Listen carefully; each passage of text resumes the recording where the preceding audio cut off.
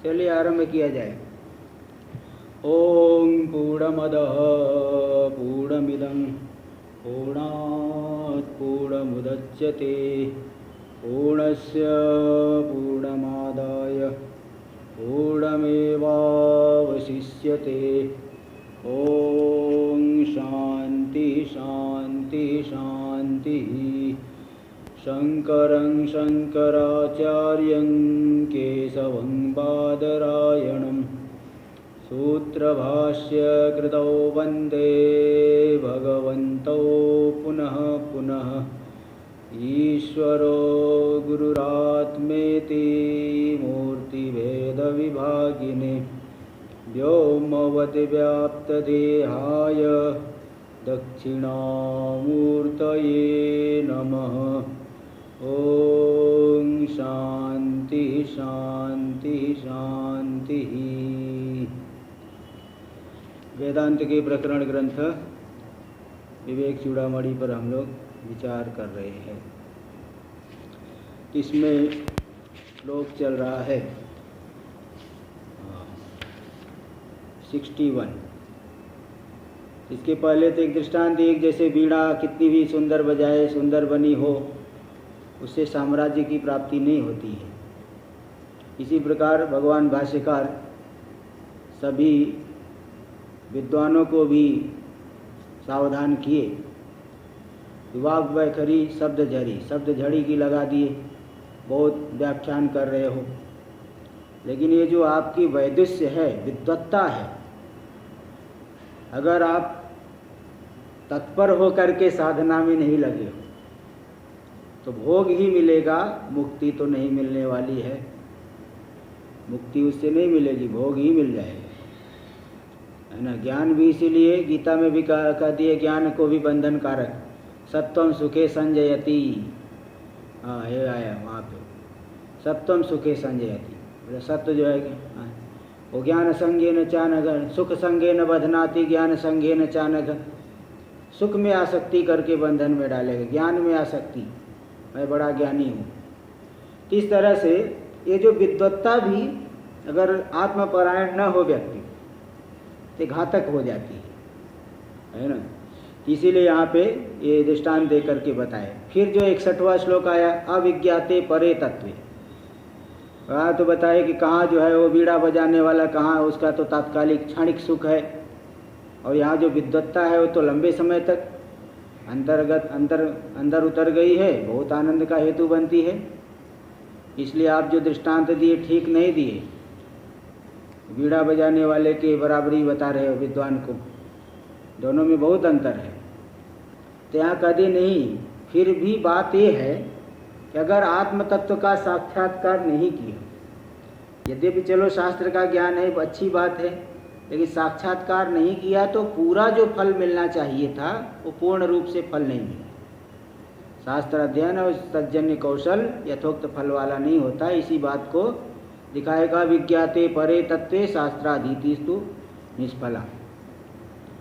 विज्ञात अगर तत्व को नहीं जान पाया तो शास्त्र का अध्ययन निष्फल हो गया। और विज्ञाते भी परे तत्वे, और तत्व को जान लिया तो आगे भी कोई अब अध्ययन करने की आवश्यकता नहीं। कारण ये है कि मोक्ष तो एक ही है ना, मुक्ति कोई 50 तो है नहीं कि एक बार पढ़ ली, एक बार मुक्ति मिल गई, दोबारा पढ़े फिर दोबारा मुक्ति मिलेगी। 10वीं कक्षा पढ़ लिए, 10वीं पास हो गए, 11वीं कक्षा पढ़े तो 11वीं कक्षा पास हो गए। ऐसी कोई 50 मुक्ति नहीं है। इसलिए एक बार ज्ञान हो गया, फिर ज्ञान ही हो गया, फिर अब कोई कर्तव्य बाकी नहीं रहता। वामदेव ऋषि को तो गर्भ में ज्ञान हो गया, गर्भ में ज्ञान होते ही वो मुक्त बंधन हो गए, बंधन से रहित हो गए। इसलिए एक बार ज्ञान होने से कृतकृत्यता हो जाती है। इसलिए यहाँ कह दिए कि तत्व को जान लिए तो आगे फिर शास्त्र का अध्ययन निष्फल, आगे फिर अध्ययन करने की जरूरत नहीं, आवश्यकता नहीं है। इसकी टीका चलेगी। देखिए, परे परे तत्वे, पर का मतलब होता है उत्कृष्ट तत्व, जो उत्कृष्ट तत्व हो। तो उत्कृष्ट क्या है, किसकी अपेक्षा उत्कृष्ट है। जैसे बड़ा है, ये बड़ा है तो किसकी अपेक्षा बड़ा है। ऊंट बड़ा है, ऊंट ऊंचा है, बोले किसकी अपेक्षा, घोड़े की अपेक्षा ऊंचा है। लेकिन ऊंट जो है पर्वत की अपेक्षा थोड़ी ऊंचा है, पर्वत तो बहुत बड़ा होता है। इसलिए वो उत्कृष्ट है। किसकी अपेक्षा उत्कृष्ट है? बोले कालत्रया बाध्यत्वेन, यह जो परमात्मा है तीनों कालों में इसका बाध नहीं होता, तीनों कालों में इसकी सत्ता रहती है। इसलिए स्वयं प्रकाशानंद रूपत्वेन, स्वयं प्रकाश आनंद रूप है, प्रकाश स्वरूप है, ज्ञान स्वरूप है। इसलिए मिथ्याभूत रूपत्वेन च मिथ्याभूत जड़ दुखादि रूप देहादि मायांत सकल कार्य कारणापेक्षया, इसलिए मिथ्या स्वरूप जो है जड़ और दुखादि रूप, दुखादि को देने वाला, जो देह से लेकर के माया पर्यंत जो संपूर्ण कार्य कारण, जैसे माया कारण है, माया के माध्यम से फिर आकाश आदि भूतों की उत्पत्ति होगी, आकाश भावापन्न ब्रह्म से वायु की उत्पत्ति, वायु भावापन्न ब्रह्म से जल की उत्पत्ति, तेज की उत्पत्ति, फिर जल की उत्पत्ति, फिर पृथ्वी की उत्पत्ति, फिर भूत भौतिक जगत पूरा बन जाता है, नाना प्रकार के शरीर बन जाते हैं, अन्नपान लोकपाल, ये सब जितने भी कार्य कारण है, तो देह से लेकर के माया पर्यंत जितने भी कार्य कारण है, सकल कार्य कारणापेक्षया, इन सभी की अपेक्षा से उत्कृष्टे, परे यानी उत्कृष्टे, जो उत्कृष्ट है तत्व पर ब्रह्म। देखो, तस्य सर्वाधिष्ठान भूते तत्वे निर्गुणे ब्रह्मणि, तस्य सर्वस्य, जितना भी जगत है उन सब का जो अधिष्ठान तत्व, अधिष्ठान है, अधिष्ठान रूप तत्व है निर्गुण ब्रह्म। उस निर्गुण ब्रह्म का अगर हमने नहीं जाना, विज्ञाते यानी असाक्षात्कृते सती, साक्षात्कार नहीं किया तो शास्त्राधीतिस्तु निष्फला, शास्त्र का अध्ययन निष्फल, मतलब अर्थ विचार पर्यंत वेदांताध्ययनम अपि निष्फल। अर्थ का विचार किए, लेकिन चित्त में जो है, बुद्धि में उतनी सूक्ष्मता नहीं है, शुद्धि होनी चाहिए, सूक्ष्मता एकाग्रता होनी चाहिए। इसलिए देखिए 5 विद्यार्थी पढ़ेंगे तो सभी बराबर समझते हैं ऐसा नहीं कह सकते, उसमें तारतम्य रहता है, कोई ज़्यादा समझता है, कोई कम समझता है, किसी में ज़्यादा एकाग्रता है, किसी में कम है। एकाग्रता होने पर भी किसी की बुद्धि जो है ज़्यादा सूक्ष्म है। जैसे देखिए पहले जब पढ़ता था तो ये सब कई शब्दों का अर्थ नहीं मालूम पड़ता था, अब धीरे धीरे अभ्यास करते करते जो है सभी शब्दों का अर्थ मालूम जो है, कोई भी कठिन पंक्ति भी हो तो भी पहले कई बार पढ़ चुका ना, तो इसलिए वो सब तुरंत लग जाता है।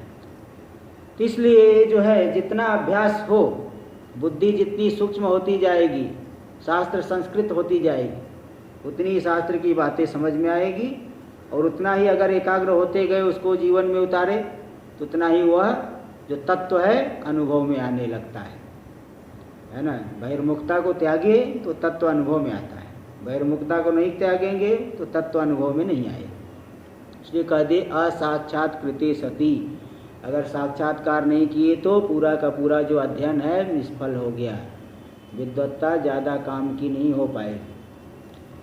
इसलिए महाराज जी एक उदाहरण देते हैं कि किसी व्यक्ति को पुत्र नहीं हो रहा था, कई लड़कियां हो गई, तो जो है एक विद्वान महात्मा के पास गया, बोला महाराज जी अगर मुझे लड़का हो जाए तो आपको बहुत मैं पुरस्कार दूंगा। बोले हाँ हाँ इस बार हो जाए, इस बार होगी। तो फिर उसका जो है उसकी पत्नी गर्भवती हुई, गया वो उनके पास विद्वान जो थे, पंडित थे, महात्मा नहीं थे। तो पंडित ये काशी की कहाँ की बात है, महाराज जी बताते हैं। तो वो जो है गए, बोले क्या होगा? बोले पुत्रो न पुत्री, पुत्रो न पुत्री, ऐसा बोले, पुत्र होगा न पुत्रो न पुत्री, पुत्र होगा पुत्री नहीं होगी। बड़े खुश हुए। अब क्या हुआ कि बाद में जब देखा संतान हुई तो पुत्री हो गई फिर से। बोले देखो उस बेवकूफ़ बनाया उन्होंने, विद्वान पंडित जी ने, पैसा भी ले लिया और लड़की हो गई। तो गए वहाँ उनके पास, पंडित जी आपने तो मुझे बेवकूफ़ बना दिया, पैसा भी ले लिया और मुझे कन्या हो गई। बोले क्या, तो मैंने क्या बेवकूफ़ बनाया? बोले आपने ही तो कहा था पुत्र होगा। बोले नहीं, मैंने कहा था पुत्रो न पुत्री, यानी पुत्रो न पुत्री, पुत्र नहीं होगा पुत्री होगी। ऐसे ही तो बोला था, अब बीच में ना जोड़ दिए ना, इतना चालाकी से उन्होंने बोला कि पुत्रो न पुत्री, अब बीच में ना लगा दिया है। अब ना इधर लगाओगे उधर लगाओगे, इधर लगाओगे तो पुत्र नहीं है पुत्री होगी, उधर लगा दोगे तो पुत्र है पुत्री नहीं है। ऐसे देखो चालाकी लगाए, ऐसे जो है विद्वान लोग बहुत कर लेते थे पहले। ऐसे है कि जो है कोई जो है एकादशी मनाना है, एकादशी मनाने के लिए अब किसी को जैसे वैष्णव एक दिन बाद में मनाते हैं और स्मार्त लोग एक दिन पहले मनाते हैं, प्राय करके ऐसे होता है, कभी कभी एक ही दिन आ जाता है। तो गए एक व्यक्ति, क्या आप लिख के दे दीजिए, कल एकादशी है, आप यहाँ साइन कर दीजिए। तो उन्होंने लिख दिया इदम समीचीनम, ऐसे लिख दिया इदम समीचीनम। तो जो है साइन कर दिया, तो सबको जाके दिखाए, उन्होंने पैसा दिया कुछ, सबको जाके दिखाए, देखो इन्होंने गुरुजी ने लिखा है इदम, आज कल एकादशी इदम समीचीनम, आप लोग आज मना रहे हो, एकादशी कल है, देखो उन्होंने लिख दिया इदम समीचीनम। तो फिर जो है वो लोग आए, वो लोग बोले आप क्यों गलत लिखे हैं, ऐसे क्यों लिख दिए? बोले तो भाई उसने तो 500 रुपये दिया, हम लोग 1100 दे रहे, चलो हम लोग 1100 दे रहे, तो 1100 दे दिए।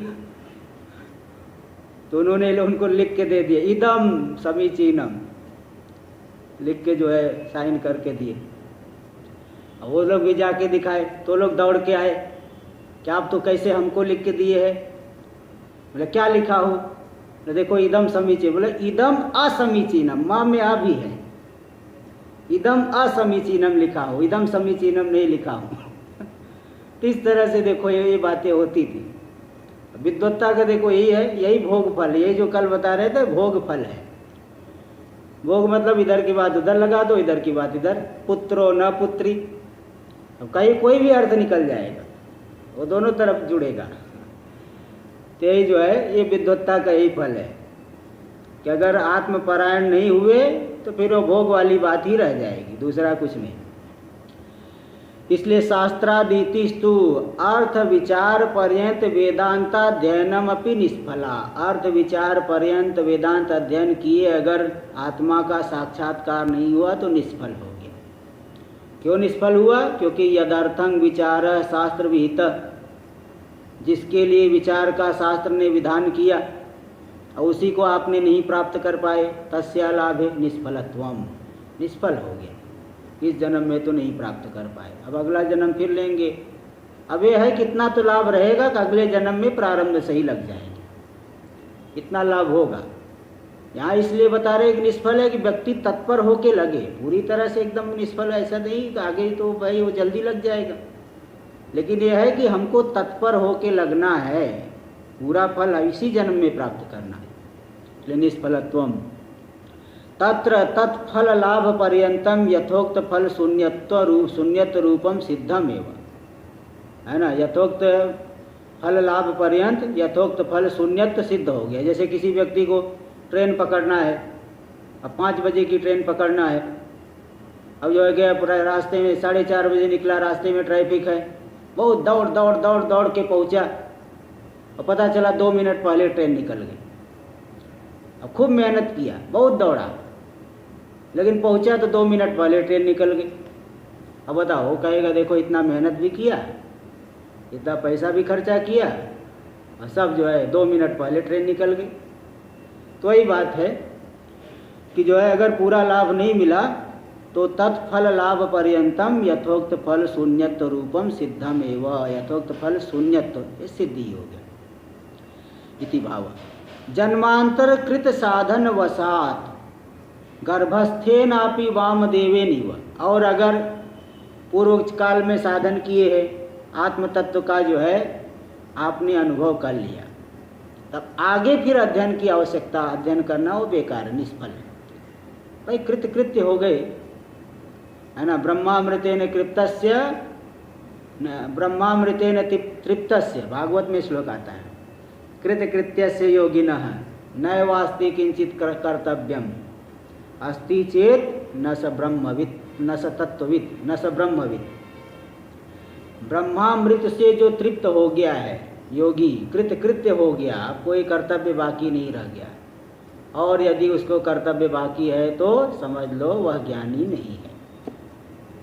ज्ञानी को कोई कर्तव्यता नहीं रह जाती, और अगर कर्तव्यता रह गई तो फिर कोई वो ज्ञानी नहीं है, ऐसा कहती। इसलिए जन्मांतर कृत साधन वशात, पूर्व जन्म में कोई साधन किया उसके बल से गर्भस्थे नापि वामदेवे नीव, गर्भ में स्थित होकर के जैसे वामदेव ऋषि ने, उन्होंने उनके समान परे तत्व विज्ञाते, जैसे उन्होंने गर्भ में ही जान लिया, इसी प्रकार अगर किसी और साधक को आप लोग ही साधना कर रहे हो, ज्ञान हो गया, फिर आगे थोड़ी अध्ययन करना पड़ेगा। परे तत्व विज्ञाते मतलब साक्षात्कृते अपि अनंतरम फल से निष्पन्नत्वात्, अब फल तो मिल ही गया, इसलिए शास्त्राध्ययनादिकम न कार्यम, तब आगे जो है करने की आवश्यकता नहीं है। आगे करेगा तो उसका कोई फल नहीं, क्योंकि मोक्ष तो एक ही है, बता दिया, कोई 50 मोक्ष नहीं है, मोक्ष एक ही है। इसलिए एक बार आपने तत्व को जान लिया, मुक्त हो गए, अब फिर कोई कर्तव्य नहीं बचा। तो इस तरह से यहाँ पे इस बात के लिए बताए कि देखिए पूरा फल तभी मिलेगा जब तत्पर हो करके लगेंगे। तो इस श्लोक से यही द्योतित हो रहा है कि हमको तत्पर होके लगना चाहिए। अब आगे देखिए, जो बहुत ज़्यादा केवल शब्द जाल में ही लगे हुए हैं उनकी निंदा कर रहे हैं। यथा महारण्यम प्रविष्टः पुरुष दिशम अज्ञात्वा भ्राम्यति मुधा, बहुत बड़े जंगल में, छोटे मोटे जंगल में नहीं, बहुत बड़े जंगल में कोई पुरुष प्रविष्ट हो गया, दिशम अज्ञात्वा, दिशाओं का ज्ञान नहीं होगा, भ्राम्यति मुधा, मुधा नहीं व्यर्थ, फालतू में, व्यर्थ में ही भ्रमते, इधर से उधर जाएगा, उधर से इधर निकल नहीं पाएगा। देखो जो जंगल के रास्ता जानने वाले ही समझ सकते हैं। अब आप कभी गए हैं या नहीं गए हैं, परिक्रमा में था 2-3 जगह ऐसा बहुत भयानक जंगल में, बहुत लंबा लंबा जंगल। तो अब जो है एक बार एक जंगल में फंसा, मालूम नहीं पड़ रहा किधर जाना, इधर जाऊं किधर जाऊं उधर जाऊं। तो हमारे साथ वो जो महात्मा थे, मध्य प्रदेश का शरीर था उनका, तो बहुत अनुभवी थे, बहुत उनको जंगल में अनुभव, बहुत जो है सब जंगल में घूमे होंगे, बहुत अनुभवी थे। वो जो है बहुत लेके निकाल लिए, मतलब उनको मालूम पड़ गया। तो जो है मतलब जंगल के रास्तों को जो है, जो वहाँ रहने वाले उनको ज्ञान हो जाता है कि किधर जाएंगे तो निकलेंगे, किधर जाएंगे तो नदी का किनारा आएगा, किधर जाएंगे तो किस तरह से। नहीं तो ऐसे कोई साधारण व्यक्ति हो तो चारों तरफ पेड़ ही पेड़ दिख रहे, आप जिधर देखो उधर ही वृक्ष, ऊंचे ऊंचे वृक्ष दिख रहे, जाओगे कहाँ, इधर जाओगे थोड़ा दूर, इधर चल के फिर वापस आओगे, फिर इधर जाओगे, ऐसे परेशान हो जाएगा व्यक्ति। एक बार हमारे यहाँ ऋषिकेश में भी कैलाश के 3-4 महात्मा चले गए, ये कुछ साल पहले की बात है, एकदम घने जंगल में चले गए उधर। अब उनको रास्ता ही नहीं पता चल रहा है, इधर जाऊँ किधर जाऊँ, घूमने लग गए, भटक गए। फिर ये जो है कुत्ता एक पीछे पीछे चले गया था, संयोग से कुत्ता पीछे पीछे चले गया था, तो कुत्ते को आगे आगे कर दिए, तो कुत्ता जो है लेके आया, फिर कुत्ता आगे आगे आया, फिर वो निकल गया। अगर कुत्ता नहीं गया होता तो फिर भटकते रहते, काफ़ी भटकने के बाद निकल पाते। तो ऐसा होता है। इसी बात को यहाँ दिखा रहे, यथा महारण्यं प्रविष्टः पुरुषः, बहुत बड़े जंगल में प्रविष्ट हो गया जो पुरुष, दिशम अज्ञात्वा भ्राम्यति, दिशाओं को नहीं जान करके घूमते रहता है, भ्रमण करते रहता है। मुधा, मुधा नहीं व्यर्थ में ही, व्यर्थ में ही घूमते रहा।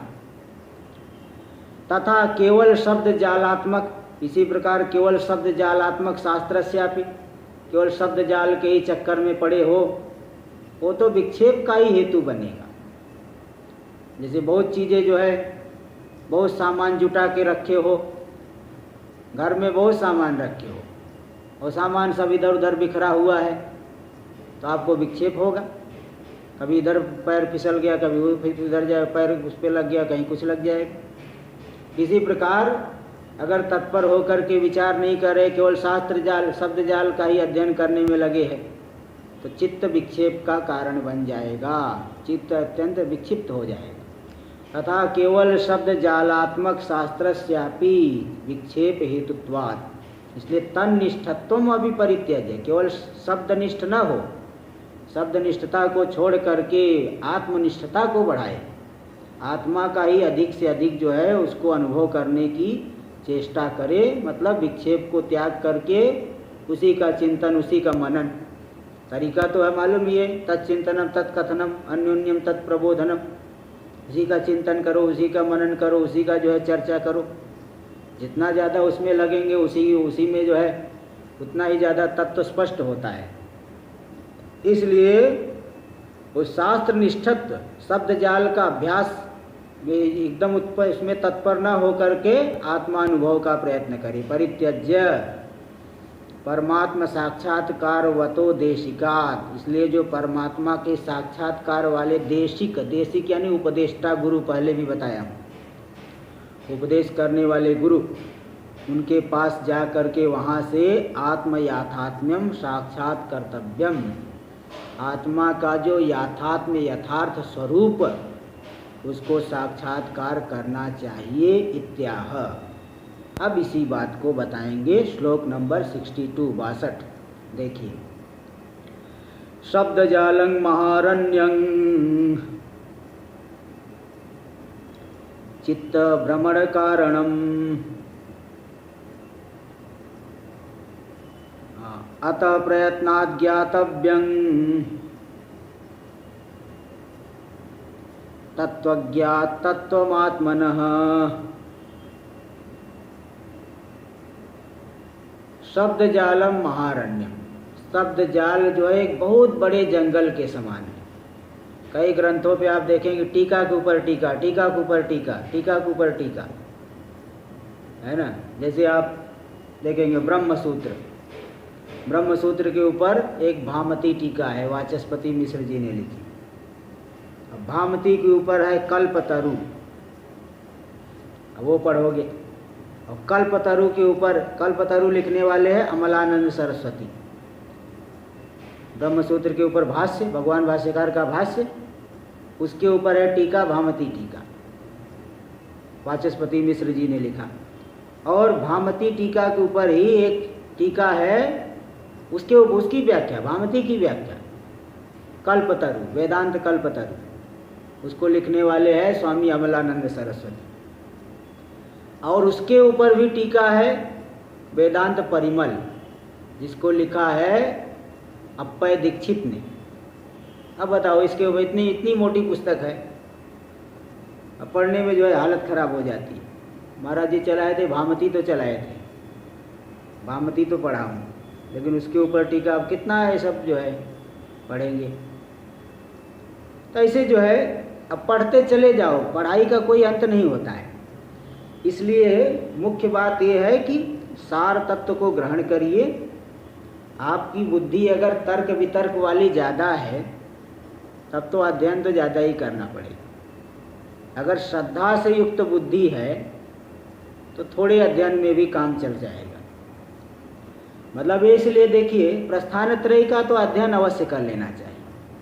अगर आपको आत्मा का साक्षात्कार करना है तो सारी बातों को जानने के लिए प्रस्थान त्रय का अध्ययन जरूर करना चाहिए। गीता, ब्रह्मसूत्र, उपनिषद, 10 उपनिषद, गीता और ब्रह्मसूत्र, इनके भाष्य को तो विधिवत गुरु मुख से अध्ययन कर ही लेना चाहिए। तभी जो है सारी, भाई देखिए श्रुतियों में जो है उसमें नाना प्रकार का विवाद हो गया। कोई कहीं कहाँ खींच के ले जा रहा है, कोई कहाँ खींच के ले जा रहा है। कोई विशिष्टाद्वैत कर रहा है, कोई द्वैत का प्रतिपादन कर रहा है, कोई किसी का, कोई भक्ति को कह रहा है, कोई कर्म को कह रहा है। नाना मत हुए, इसीलिए उस नाना मत में व्यक्ति उलझ के न रह जाए। इसीलिए तो भगवान वेदव्यास जी ने ब्रह्मसूत्र बनाया। अब ब्रह्मसूत्र में भी बहुत सभी लोगों ने अपनी अपनी टीका भाष्य लिख दिए, तो भगवान भाष्यकार ने उसको स्पष्ट करने के लिए फिर केवलाद्वैत मत को स्पष्ट करने के लिए भाष्य लिखा, और भाष्य को समझने के लिए अन्य प्रकरण ग्रंथ बने। इसलिए स्पष्टता के लिए, पूरी तरह से तत्व को समझ करके उसका अनुभव करने के लिए प्रस्थानत्रय जो प्रचलित है उसका अध्ययन तो गुरुमुख से अवश्य करना चाहिए। श्रीमद् भगवद गीता का भाष्य, ब्रह्मसूत्र और 10 उपनिषद, इतना तो अवश्य ही अध्ययन कर लेना चाहिए। धीरे धीरे आप करते रहेंगे। जैसे अगर आप रोज़ 1 घंटे कर रहे हैं ये तो 4, 5, 6 साल में हो जाता है। इसलिए रोज़ प्रतिदिन करने से वो हो जाता है। तो आप लोग तो करते हैं, मुंबई में जैसे कई जगह है तो प्रतिदिन आप लोग जाते हैं, तो मतलब ये सामान्य रूप से जो नहीं जानते उनको बता दिए। तो ये जो सप्त जालम महारण्य, अब बहुत ही ज़्यादा वो शब्द में तत्पर हो गया तो बहुत बड़ा जंगल है, चित्त विक्षिप्त कर देगा, फल तो मिलना नहीं, तब तो चित्त ही विक्षिप्त होगा और पुरुषार्थ से भी भ्रंश हो जाएगा, पुरुषार्थ प्राप्त नहीं करेगा। इसलिए अतः प्रयत्नात् ज्ञातव्यम, इसलिए क्या करना चाहिए, शास्त्र का अभ्यास करे लेकिन दृष्टि कहाँ रखे, तत्वज्ञात तत्वमात्मनः प्रयत्नात् ज्ञातव्यम, किसी तत्वज्ञ पुरुष से आत्मा का जो तत्व यानी यथार्थ स्वरूप प्रयत्नात् अत्यंत प्रयत्न करके ज्ञातव्यम जानना चाहिए। केवल शब्द में ही तत्पर न रहे बल्कि तत्वज्ञ पुरुष से आत्मा के यथार्थ स्वरूप को ठीक ढंग से श्रवण करके प्रयत्न पूर्वक जानना चाहिए, जंगल में ही नहीं फंस जाना चाहिए। देखिए भाष्य में टीका दे रहे, उपनिषद रूप शास्त्रादेव, उपनिषद रूपी जो शास्त्र है, जो 10 उपनिषद तो है और भी उपनिषद है, तो मुख्य 10 उपनिषद पे भाष्य आदि है।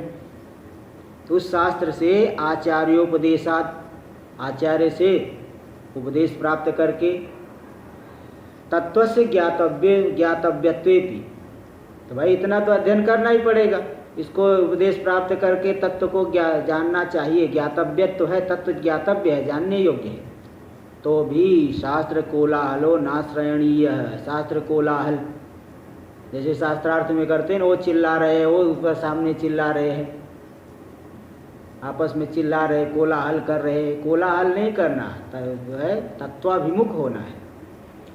क्यों शास्त्र कोलाहल क्यों नहीं करना है, तद वासना या अपि ज्ञान प्रतिबंधकत्वात्, शास्त्र वासना भी ज्ञान में एक प्रतिबंधक है, यह भी ज्ञान में बहुत विघ्न डाल देगी अगर तत्व को शास्त्र कोलाहल में ही पड़ गए तो। इसकी वासना मैंने तो बहुत पढ़ लिया, मेरी तो सब ठंडी हो गई, अब बस भाई आश्रम में रह रहे, अब एक पाठ तो बैठना ही पड़ता है, लेकिन यह है कि हमारी सारी इच्छा खूब पढ़ लिया ना, मैंने तो 13-14 साल हो गया मुझे पढ़ते पढ़ते लगातार, सुबह से शाम तक हमारी पढ़ाई क्या है, सुबह से अभी भी क्या है, सुबह से शाम तक ही पढ़ाई है हमारी, रात को कभी 11 साढ़े 11 बज जाता है। तो इसलिए मेरी तो सब इच्छा एकदम पूरी तरह से कंप्लीट हो गई, अब जो है और मैं पढ़ लूँ ऐसी मेरी कोई इच्छा नहीं। ते जो है शास्त्र की वासना भी ज्ञान का प्रतिबंधक हो जाती है। देखिए इसलिए श्लोक आएगा इसी में आगे, श्लोक नंबर 272 पेज नंबर 161 पे आएगा ये श्लोक यहाँ दे रहे, लोक वासनया जंतो हो शास्त्र वासनया पिच देह वासनया ज्ञानं यथावत नैव जायते। लोक वासना से यानी लोक में मेरी कीर्ति बढ़े, सब लोग मेरा सम्मान करे, ऐसी अगर वासना है तो सम्मान के ही चक्कर में क्या हो, क्या साधना करेगा। शास्त्र वासनया पीछ, और शास्त्र वासना पे भी ठीक ठीक ज्ञान नहीं हो पाता। देह वासनया, देह का ही भरण पोषण में लगा हुआ है, मेरा शरीर बड़ा सुंदर दिखे, शरीर जो है युवा तरोताज़ा बना रहे, मैं बहुत हैंडसम दिखाई पड़ूँ, ऐसी अगर बुद्धि है फिर तो ये तो देहात्मवाद ही बढ़ रहा है। भाई जो है काम चलाओ सरकार बनाना चाहिए, ठीक ठाक शरीर जो है, भाई शरीर को ऐसा नहीं कोई फेंक देना है, स्नान तो करना ही पड़ेगा। अब ये नहीं उसी में सेंट लगा रहे हो, ये लगा रहे हो, वो लगा रहे हो, दुनिया भर का मेकअप कर रहे हो, ये सब नहीं, शरीर ठीक ठाक चल जाए बस। इसलिए शरीर को ही बहुत ज़्यादा आप सजाने संवारने में सुबह से शाम तक जो है लगे हुए, आईना बार बार देख रहे, ऐसे ऐसे कर रहे हो, बाल ही जो है, हाँ ये जो है ये भी बहुत बेकार वासना है, देह वासना। देह वासना या ज्ञानम, इन तीनों वासनाओं से प्रतिबद्ध हो करके ज्ञानं यथावत नैव जायते, ठीक ठीक ज्ञान नहीं हो पाता। सुनेगा भी तो भी ठीक ठीक यथावत यथार्थ ज्ञान उसे नहीं होगा। इसीलिए इन सब वासनाओं का परित्याग करके, है ना, वो तत्पर होना चाहिए। मैंने जब प्रस्थानत्रयी अध्ययन पूरा किया ओमकारेश्वर में, तो मैंने कहा कि चलो अब बृहत प्रस्थान करने के लिए कैलाश जा रहा हूँ। तो मुझे उस समय स्वामी जी बहुत रोके थे वहाँ पे, बोले बस बहुत हो गया, प्रस्थानत्रयी पढ़ ली, इसी का विचार करो। मैंने कहा नहीं नहीं, मुझे आगे पढ़ना है, मेरी बहुत इच्छा है। तो फिर मैं वहाँ से इसलिए कैलाश में आया। अभी मेरी सारी इच्छा है पढ़ने की पूरी ठंडी हो गई सब एकदम। तो इस तरह से मतलब वासना अगर बनी रहे, और पढ़ लूँ, दुनिया के सारे शास्त्रों का अध्ययन कर लूँ, मेरे से बड़ा कोई विद्वान न रहे, मेरे सामने कोई टिक न पाए, अगर ऐसी वासना है फिर वो आत्म तत्व को नहीं जान पाएगा। देखिए इसलिए यहाँ पे वासना नहीं रखना चाहिए, बल्कि तत्वाभिमुख होना चाहिए। हाँ जी, ये लघु प्रस्थान और बृहत प्रस्थान में आपको क्या फर्क लगा है? उसमें फर्क तो है, फर्क बहुत है। कैसे? जैसे लघु प्रस्थान में जो कई बातें स्पष्ट नहीं होती, तो बृहत प्रस्थान में वो स्पष्ट होती है। जैसे ईश्वर तत्व का और ये सब बहुत चीज़ें जो है उसमें और सूक्ष्मता से विचार है। जैसे यहाँ लघु प्रस्थान में तो हम बताते साक्षी एकदम शुद्ध है, बृहत प्रस्थान में वहाँ और गंभीर विचार होता है कि नहीं, साक्षी जो है उस समय वृत्ति काल में जो साक्षी है वह शुद्ध नहीं हो सकता, है ना। शुद्ध तो वहाँ शुद्ध तो किसी से की अपेक्षा वाला नहीं होता है।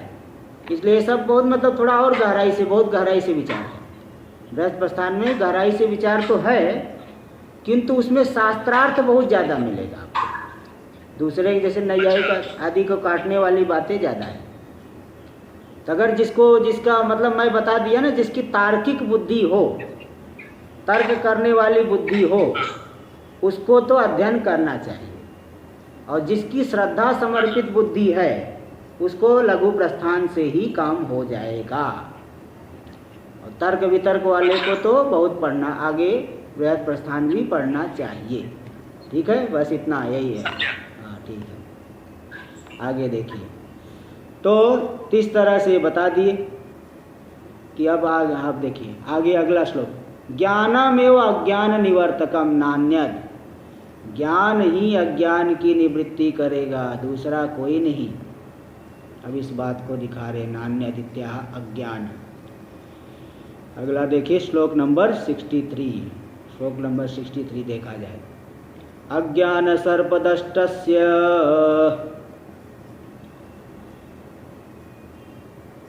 ब्रह्म ज्ञान औषधं विना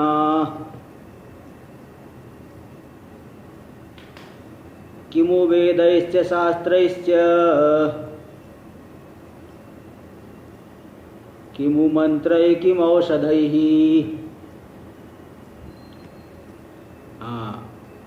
अज्ञान सर्पदष्टस्य, जैसे किसी व्यक्ति को जहरीले सांप ने काट लिया, अब उसके बचने का क्या उपाय है? उसके बचने का उपाय है कि वो जो विष को उतारने वाली जड़ी जो है औषधि खाए, अथवा गारुड़ विद्या है, विष को उतारने वाला मंत्र से झाड़ने वाले भी बहुत झाड़ते हैं, है ना। आजकल तो ये मेडिकल साइंस है, वो जानते ही है, वो तो नाना प्रकार के, तो वो औषधि को लेना पड़ेगा। तो जो उसकी औषधि है, सर्प ने काटा तो उस विष को उतारने वाली औषधि को खाना ही पड़ेगा, विष को शरीर से निकालना ही पड़ेगा। शरीर से कुछ विष को नहीं निकाले तो हानि करेगा, मृत्यु भी हो सकती है। तो यहाँ पे नहीं कि सर्प काट लिया तो थोड़ा सा त्रिफला चूर्ण चबा लिए, भोजन पचाने के लिए त्रिफला खाते हैं ना, ऐसे सांप ने काट लिया, चलो थोड़ा सा त्रिफला का फाका मार लेते हैं, काम चल जाएगा। वो त्रिफला खाने से नहीं सांप की जो है जहर उतरेगा। अथवा कोई भी जड़ी कुछ भी खाने लग, कुछ भी खा लो, अथवा पैरासीटामोल एक रखा हुआ है, चलो वही खा लो, उससे जो है सर्प का विष नहीं उतरेगा। उसकी जो दवा है उसी दवा को खाना पड़ेगा जो विष को उतारने वाली है। इसी प्रकार यहाँ पे अज्ञान सर्प दष्ट से, यहाँ जो है सबसे बहुत बड़ा सांप है कौन सा? अज्ञान ही सर्प है। अज्ञान क्यों सर्प है? क्योंकि ये जो जहरीला सर्प तो एक बार ही आपको मारेगा, लेकिन इस अज्ञान रूपी सर्प जो है न जाने कितनी बार हमें मार चुका है, उसकी गणना ही नहीं अभी तक, कोई जो है गिनती करके नहीं बता सकता। अज्ञान रूपी सर्प से जो डसा हुआ पुरुष है तो ब्रह्म ज्ञान औषधम बिना, ब्रह्म ज्ञान रूपी औषधि के बिना दूसरे किसी भी साधन से उसे लाभ नहीं होगा। त्रिफला चबाने से अथवा कुछ और साधन से लाभ नहीं होगा। किमु वेदैश्च शास्त्रैश्च किमु मंत्र किमु औषधै। अज्ञान रूपी सर्प से जो डसा हुआ पुरुष है, वेद यानी कर्मकांड भाग से उसे क्या मिलेगा? अज्ञान को दूर करने के लिए कर्मकांड थोड़ी दूर करेगा। शास्त्र इससे अन्य जो शास्त्र है, अन्य लौकिक शास्त्र, उन शास्त्रों से भी लाभ नहीं मिलेगा। किमु मंत्र ही, हजारों मंत्र बोलो लेकिन अगर उस तत्संबंधी मंत्र नहीं, उससे भी लाभ नहीं होगा। किमु औषधि, अन्य औषधियों से क्या मिलेगा? इसलिए सर्प से इसको जो डसा हुआ है विष उतारने वाली ही औषधि काम आएगी। यहाँ अज्ञान रूपी सर्प के विष को केवल ब्रह्म ज्ञान रूपी औषधि ही उतार पाती है। दूसरी किसी औषधि में इतनी क्षमता नहीं है कि अज्ञान रूपी सर्प के विष को उतार दे, उससे होने वाले अनर्थ को दूर कर दे। ऐसी अन्य किसी भी साधन में क्षमता नहीं है, ब्रह्म ज्ञान में ही क्षमता है। इसलिए ब्रह्म ज्ञान के लिए तत्पर होना है। अगर यदि आपको अज्ञान की निवृत्ति और उससे होने वाले जो नाना प्रकार के दुखों की आत्यंतिक निवृत्ति चाहिए, परमानंद रूपता का अनुभव करना है, तो ब्रह्म ज्ञान ही एकमात्र औषधि है, उसके बिना नहीं हो पाएगा। देखिए टीका में, अज्ञानमेव सर्पः, बोले अज्ञान ही सर्प है। बोले भाई अज्ञान ने क्या बिगाड़ा है, या क्यों सर्प इसको बता रहे हो? बोले देखिए, जैसे सर्प बहुत अनर्थ करता है, सर्प क्या करेगा? काट लिया तो मरेंगे। सर्प अत्यंत अनर्थ करत्वात्, अत्यंत अनर्थ करने वाला है अज्ञान रूपी सर्प। तेन दष्टस्य आवृत्ति विक्षेपाभ्याम प्रापित मोहस्य, उस अज्ञान रूपी सर्प से जो डसा हुआ है, यानी अज्ञान के की दो शक्ति, आवरण और विक्षेप शक्ति। आवरण शक्ति से तो स्वरूप ढक गया, और विक्षेप शक्ति से नाना प्रकार का प्रपंच दिख रहा है, नाना प्रकार के दुख का अनुभव हो रहा है। इसलिए उससे जो डसा, अज्ञान रूपी सर्प से डसा हुआ है, यानी आवरण और विक्षेप के द्वारा जो अत्यंत मोहित है, बहुत मोह में पड़ गया है, डसा हुआ है। मतलब बता दिए कि आवृत्ति और विक्षेप से जिसे मोह की प्राप्ति हो गई है, ऐसे व्यक्ति के लिए ब्रह्म ज्ञान में औषधम, ब्रह्म ज्ञान ही औषधि है, दवाई है, दूसरा कोई इसकी मेडिसिन नहीं है, वही एकमात्र औषधि है। तेन बिना, और उसको छोड़ करके, जो मुख्य दवाई है, मुख्य औषधि है, उसको छोड़ करके और भी साधन, और दूसरे साधन से वो मिलने वाला नहीं। वेदय मतलब ऋगादि वेदय, यहाँ वेद से ना कर्मकांड भाग को, कर्मकांड से मुक्ति नहीं मिलने वाली। तो शास्त्र, व्याकरण आदि शास्त्र, इससे व्याकरण आदि का खूब अभ्यास कर रहे हो, इसलिए वो जो भगवान भाष्यकार ने भज गोविंदम भज गोविंदम भज गोविंदम मूढ़ मते, ये श्लोक कैसे बनाया है वो तो जानते होंगे। कोई एक ब्राह्मण है, एकदम वृद्धावस्था में है, अत्यंत वृद्धावस्था में। भाई व्याकरण पढ़ना है तो पहले ही पढ़ना पड़ेगा, युवावस्था में ही पढ़ लो तो ठीक रहेगा। अब जिस काल में भगवान का नाम लेना चाहिए, आत्मचिंतन करना चाहिए, और व्याकरण आयुण रिलरिक उस समय कर रहे हो, तो देखा कि वो ब्राह्मण व्यक्ति जो है 80 साल से ज़्यादा की आयु, मृत्यु एकदम नज़दीक है, और वहाँ आयुण रिलरिक चल रहा है उनका। उसको देख करके उन्होंने फटकारा उसको, हाँ, कि भज गोविंदम भज गोविंदम मूढ़मते।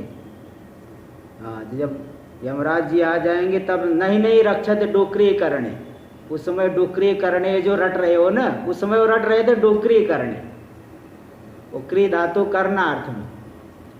तो बोले कि वो जो है संप्राप्ते सन्नीते काले नहीं रक्षति डोकरी करने, जब यम मृत्यु समीप में आ गई तो डोकरी करने रक्षा नहीं करेगा। इसलिए अंतिम समय में तो तत्व का चिंतन ही करना। उस समय व्याकरण उकरण पढ़ना है तो पहले ही पढ़ लो। युवावस्था में ही व्याकरण पढ़ने की आयु अब आए थोड़ी कि 60-70 साल, कोई पढ़ लेते हैं, सभी कोई पढ़ सकता है 60 साल के बाद।